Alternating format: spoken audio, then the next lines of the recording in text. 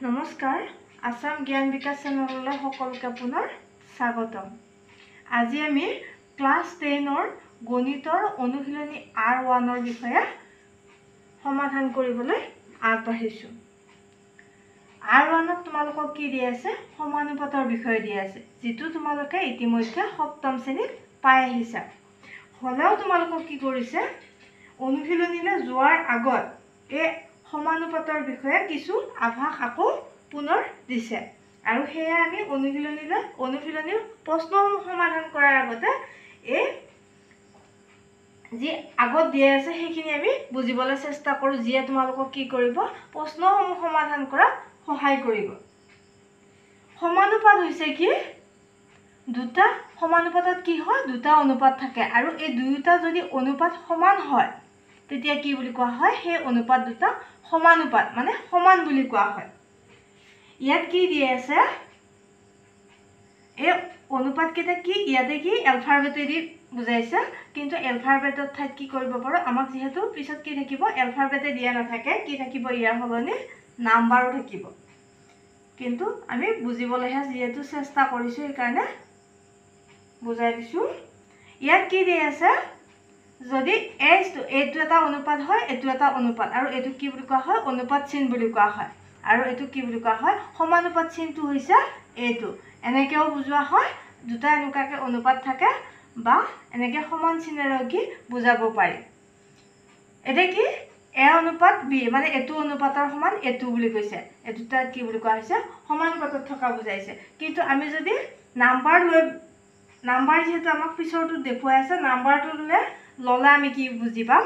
সহজতে বেছি সহজকৈ বুজি পাম। ইয়াত কি দি আছে, মই শ্বৰ্টকৈ লিখি দিছোঁ, 2 কিলোগ্ৰাম চাউলৰ মূল্য।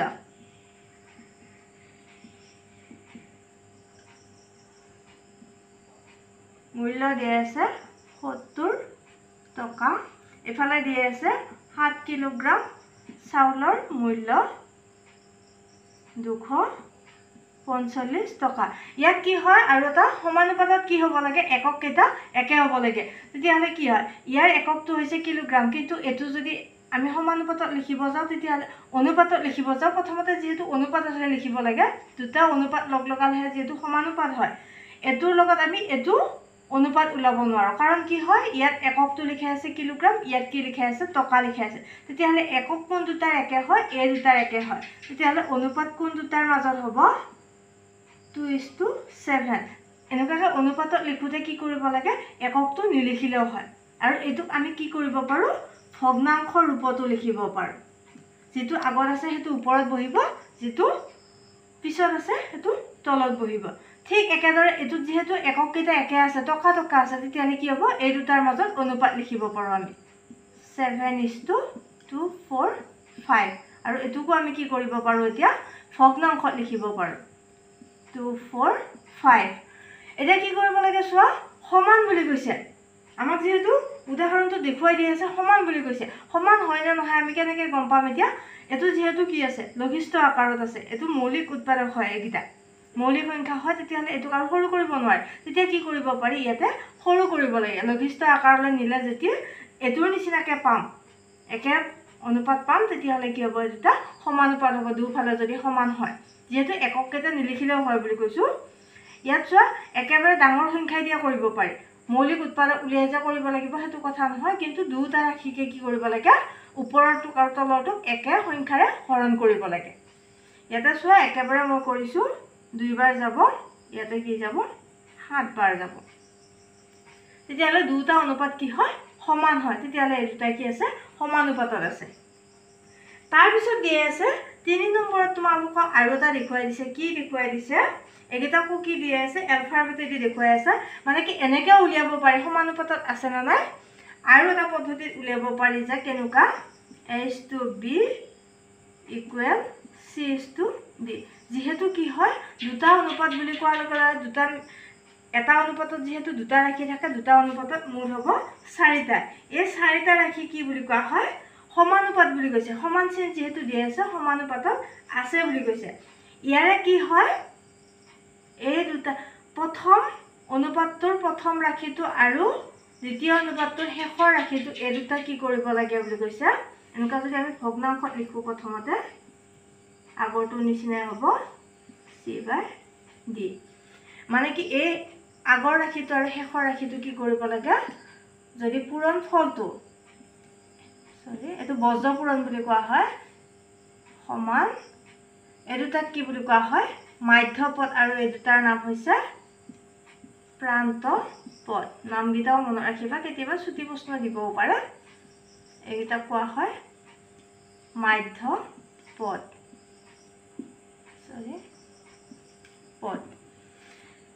এই দুটাৰ পূৰণফল আৰু এই প্ৰান্ত পদ দুটাৰ যদি পূৰণফল একে হয় তেতিয়াহ'লে কি হ'ব এইটো সমানুপাতত থকা বুলি কোৱা হয় আমি সমানুপাতত আছে নে নাই যদি উলিয়াব দিয়ে এইটো নিয়মতো কৰিব পাৰো এই নিয়মটোতো কৰিব পাৰো এইটো যদি আমি কি কৰিব পাৰো এটা সংখ্যা লৈ যদি কৰো ওপৰত দিয়া সংখ্যাটোকে যদি লৈ ফেলে কি কৰো তেতিয়াহ'লে আৰু বুজি পোৱাত সুবিধা হ'ব প্ৰথম পদটো কি ল'ব আমি 2/7 আমি ভগ্নাংশতে লিখি দিলো ডাইৰেক্ট 2 4 5 আমাক দিয়া নিয়ম মতে কি আছিল এটো কি বুলি ধৰিম আমি a এটো d আৰু এটো b এটো b এটো c কৰি চাম 5 = 7:7 0 ইয়াৰ মানটো কি হ'ব 490 ইয়াতো যদি আমি কৰি চাও তেতিয়াহ'লে কি পাম আমি 490 দুফালে সমান মানে সমানুপাতত আছে এনেকে উলিয়াব পাৰি তাৰ পিছত কি দি আছে এখন আমাক তালিকা দি আছে তালিকাখনলৈ যোৱাৰ আগত মই কৈ লও যে কি সমানুপাতক কি কৰা হৈছে দুটা ভাগত আকৌ ভাগ কৰা হৈছে এটা হৈছে প্ৰত্যক্ষ সমানুপাত প্ৰত্যক্ষ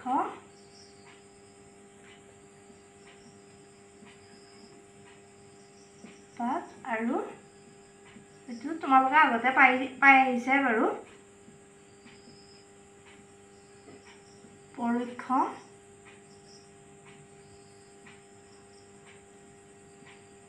সমানুপাত ইয়াক কি বুলি কোৱা হয় পৰোক্ষ সমানুপাত ব্যস্তানুপাত বুলিও কোৱা হয় নাম আছে ইয়াৰে এনেকুৱাকে দুটা প্ৰত্যক্ষ সমানুপাত হলে কেনেকৈ গম পাম আমি প্ৰত্যক্ষ সমানুপাতত কি হয় আমি তালিকাখন যেহেতু দিয়ে আছে সেনেকৈ বুজিব চেষ্টা কৰোঁ আৰু নতুনকৈ তাত সংযোজন নকৰোঁ এতিয়া তোমালোকৰ বুজি পোৱাত সুবিধা হ'ব সো তালিকাখনত দিয়ে আছে কি x যেনিবা এবিধ বস্তুৰ নাম দিয়ে আছে ইয়াত কি বুলি ধৰি দিয়ে আছে শ্ৰেণী তাৰপিছত y টোত কি দিয়ে আছে বস্তুটোৰ মূল্য আগত দেখুৱাৰ নিচিনাই চাউলৰ উদাহৰণটোৰ নিচিনাই হয় মূল্যটো দিয়ে আছে এটো কিমান দিয়ে আছে কিলোগ্ৰামত দিয়ে আছে যেনিবা এতিয়া চোৱা 1 কিলো চেনিৰ দাম কিমান দিয়ে আছে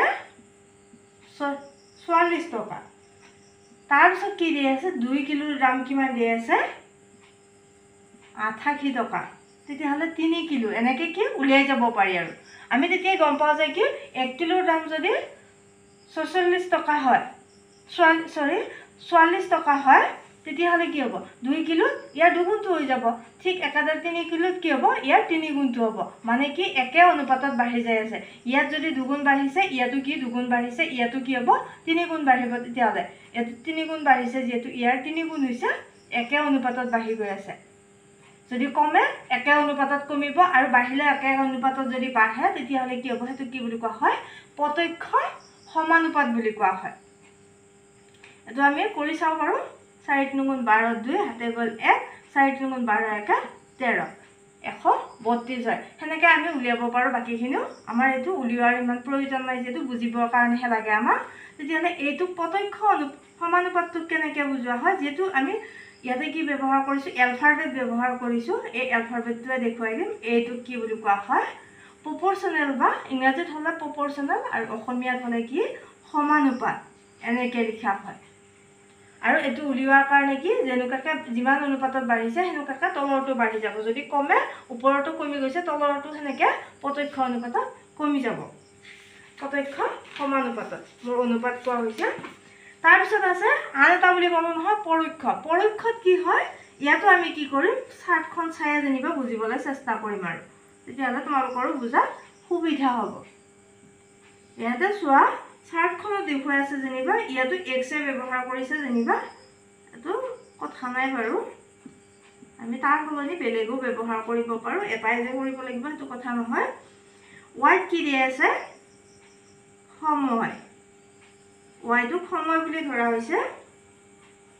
দিন হিচাপত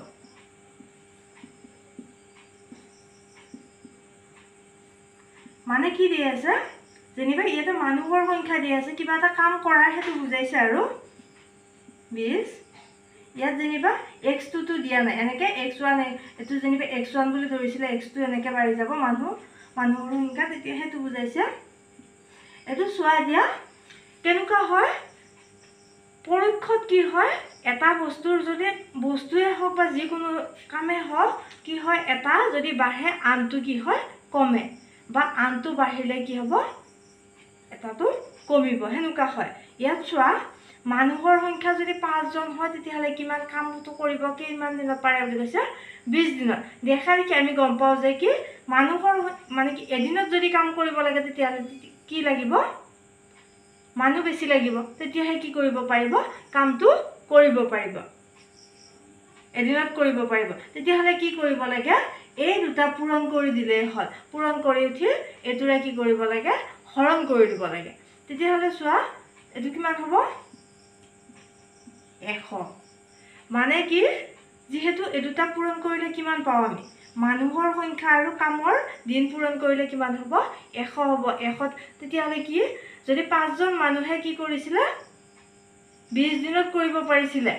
মুঠ কাম হৈ গল কিমান 100 দিনৰ কাম হৈ গল মুঠ কামটো হৈছে এইটো আমি গম পালো এই দুটা পূৰণ কৰিলে মুঠ কামটো গম পাই গলো তেতিয়াহলে কি হ'ব এদিন মানুহে কৰিলে যেহেতু তে অকলে কৰিব তেতিয়াহলে কি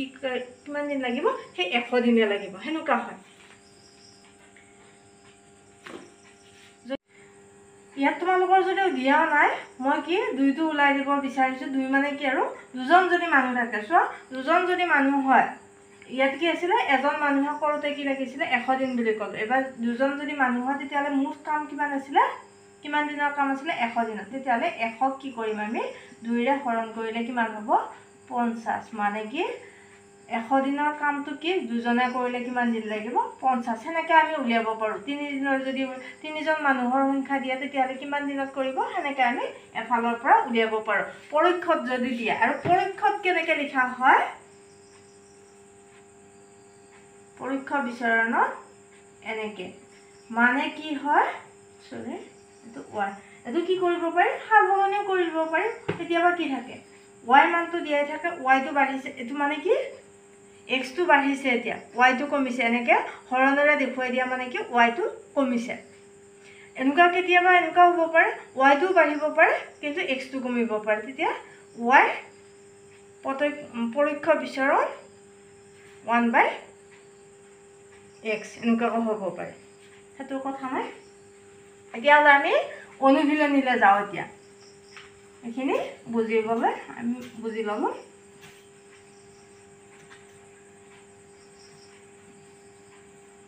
অনুশীলনীলে যাও আমি অনুশীলনীত কি দিয়া আছে 1 নম্বৰত দিয়া আছে প্ৰশ্নবিলাক লিখি নিদিও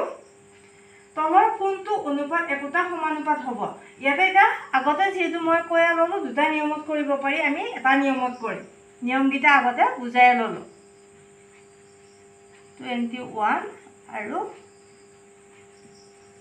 32:56 তেতিয়াহলে আমি কি কৰিম এতিয়া সমাধান কৰিম এটো কি কৰিব পাৰি বুলি কৈছে ভগ্নাংশৰ ৰূপত লিখিব পাৰি কাৰণ যেহেতু ইয়াতে কি কৰিব পাৰি আমি দেখিলে গম পাও যে অনুপাত কেইটা অলপ ডাঙৰ ডাঙৰকে আছে আমি কি লঘিষ্ঠ আকাৰলৈ নিম সেই কাৰণে আমি কি লিখিছো ভগ্নাংশৰ ৰূপত লিখিছো আগতে দেখুৱাই দিছো যেটো এটো এনেকে নকৰো আমি এনেকেও কৰিব পাৰো এনেকে কৰো তেতিয়াহলে আমাৰ ভাল হ'ব বুজি পোৱা সুবিধা হ'ব এটোক আমি কৰিলে কি হেৰা যাব 4 3 দি যাব 3 7 গুণ 21 3 4 গুণ 12 আৰু এটোক আমি সৰু কৰিব নোৱাৰো ইয়াৰ কি পাবো আমি 4/7 ঠিক একেদৰে আমি এটো ভাঙো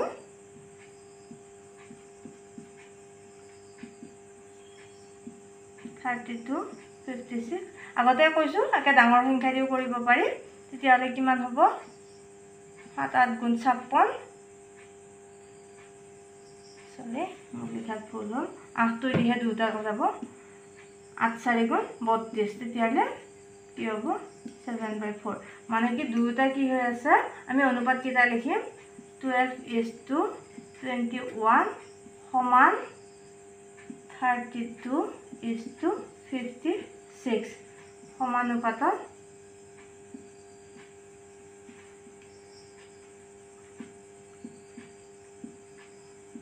আছে বা থাকিব এটা লিখি দিলেই হ'ল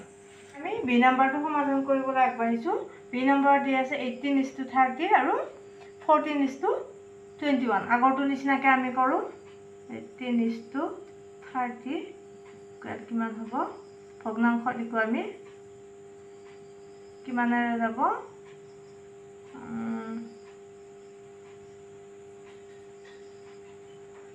6 5 গুণ 30 6 3 গুণ 18 তেতিয়াহ'লে কি হ'ব আৰু সৰু কৰিব নোৱাৰি 3/5 ঠিক একেদৰে 14:21 তেতিয়াহ'লে যাব 7ৰে 7 2 গুণ 14 7 3 গুণ 21 কি হ'ল 2/3 দেখিলোঁ যে কি একক কেইটা কি মানে কি অনুপাত দুটা কি হয় বেলেগ বেলেগ হয় তেতিয়া মানে কি সমানুপাতত নাই 30 সমানুপাতত নাথাকিলে এনেকৈ কাটি দিলে হ'ল সমান চিনটো এইটো নট ইকুৱেল বুলি কোৱা হয় ইংৰাজীত হ'লে 14:21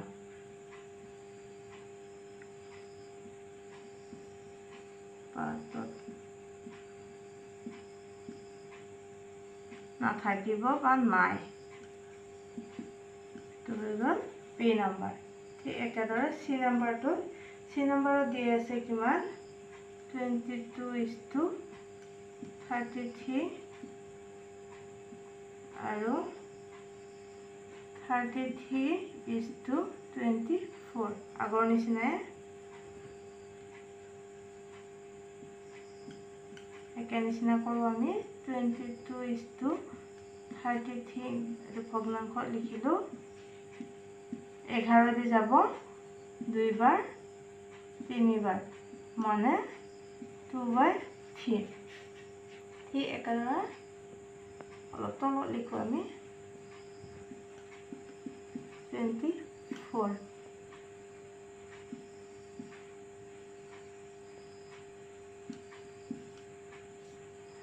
কিমান যাব 3 দি যাব 8 3 গুণ 24 3 11 33 আৰু এইটো সৰু কৰিব নোৱাৰি যিহেতু 11টো মৌলিক সংখ্যা হয় তেতিয়াহ'লে কি দুটাৰে কি হোৱা নাই মিলা নাই নিমিলিলে কি হ'ব এতিয়া 33 not equal 33:24 মানে সমানুপাতত নাই এবাৰ আহিলে ডি নম্বৰত দি আছে 24:28 আৰু 20:25 আগৰ নিচিনাকৈ আমি সমাধান কৰিম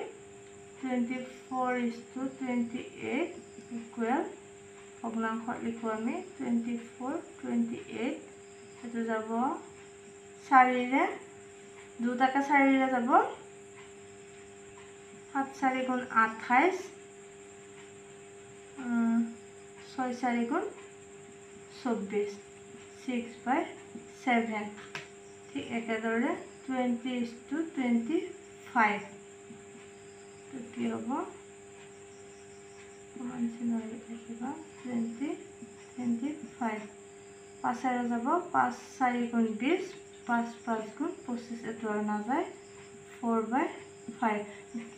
দেখা গ'ল যে কি অনুপাত দুটা একে নহয় তেতিয়াহ'লে কি হ'ব সমানুপাতত নাই 28 not equal 20:25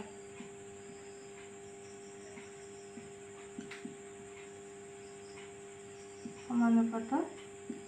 নাই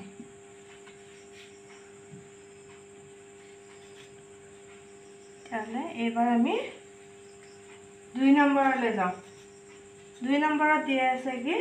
তলৰ কোনবোৰ সংখ্যা ক্ৰমে সমানুপাতত থাকিব আমি সমানুপাতত থকাৰ আগতে কি অনুশীলনী আহাৰ আগত কি কৰিছিলো দুটা পদ্ধতি পাইছিলো আমি দ্বিতীয় পদ্ধতিটোৰে কি কৰিম এইটো সমাধান কৰিম ইয়াত চাৰিটা কি দিয়া আছে পদ দিয়া আছে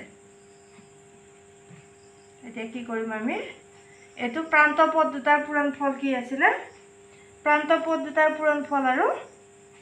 মাধ্য পদ দুটাৰ পূৰণফল যদি সমান হয় তেতিয়ালে কি বুলি কৈছিলে আমাৰ অনুপাতটো সমানুপাতত থকা বুলি কৈছিলে তেতিয়ালে আমি আগতে এখিনি বুজিছো যেটো একেবাৰে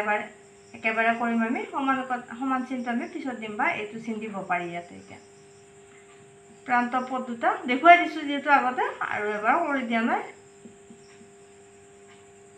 কিমান হ'ব এতিয়া 4 8 দুগুণ 16 6 4 গুণ 36 মানে কি সমানুপাতত নাথাকিব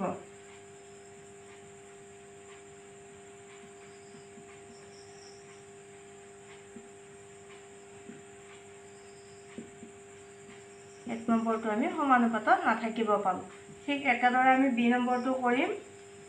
10 20 30 60 আগতে বুজাই দিয়াৰ কাৰণে আৰু এবাৰ লিখি দেখুৱা নাই আৰু 20:30 তেতিয়া কিমান হ'ব 600 দুগুণ 6 মানে কি এই দুটা পূৰণ কৰি দিও শূন্য দুটা বহাই দিছো মানে কি এটো সমানুপাতত থাকিব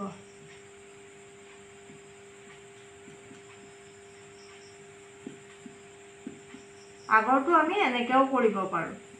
তোমালোকে যেটো সহজ পোৱা আৰু মই দেখুৱাই নিদিলো p q p square q square এই দুটা প্ৰান্ত পদ দুটা এটো এলফাবেট থাকিলে ইনটু চিনটো দেখুৱাই নিদিলেও হয় কিন্তু হলো মই দেখুৱাই দিছো বাৰু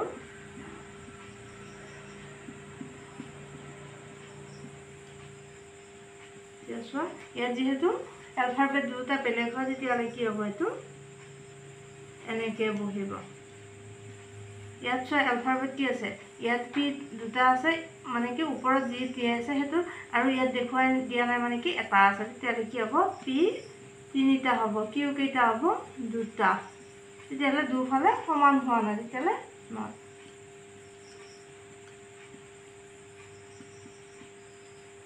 সমানুপাতত নাথাকিব আৰু লাষ্টত থাকিলে আমাৰ ডি নম্বৰটো আছে 6 24 30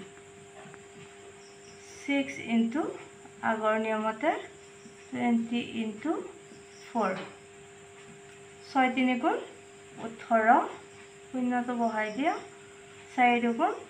8 মানে কি সমান দুফালে হোৱা নাই তেতিয়ালে কি হ'ব সমানুপাতত গতিকে এটো সমানুপাতত নাথাকিব সমানুপাতত নাথাকিব বা নাই ইয়াৰ পিছৰখিনি আমি নেক্সট ভিডিঅ' আলোচনা কৰিম